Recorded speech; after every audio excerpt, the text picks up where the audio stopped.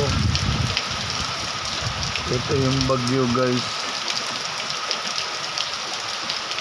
Actually hindi naman gaano malakas ang hangin, puro ulan lang talaga.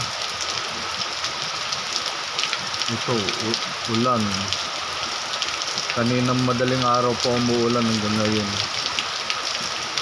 Buti na lang hindi binabaha dito sa amin, kasi bundok dito sa amin, mabundok siya.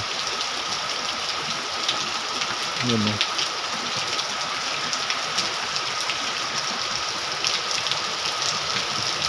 puro ulan lang, madaming ulan. Pati nga dito sa loob ng bahay namin pumasok na yung tubig,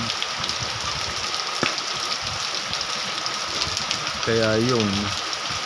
Pero hindi naman siya yung babaha talaga, basta parang dumadaan lang yung tubig dun sa loob ng bahay namin.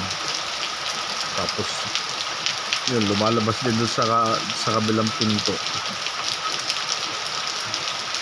Ito, ganyan talaga yung dito. Yan, yung mga paso na yan na nakakalat, hindi naman yan gawa ng hangin, talagang dati na nakakalat yan.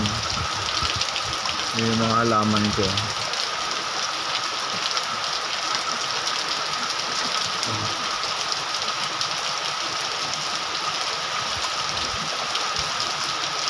Daming halaman dito.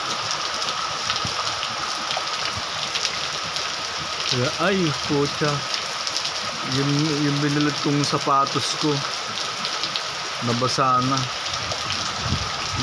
Tuyo na sa'yo, nakalimutan kong isilong,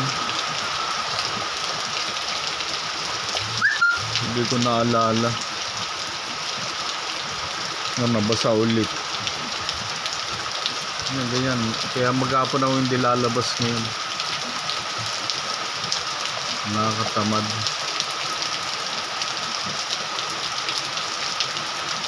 Sige guys, kaya mga alaga ko, nandito lang sila lahat sa loob ng bahay.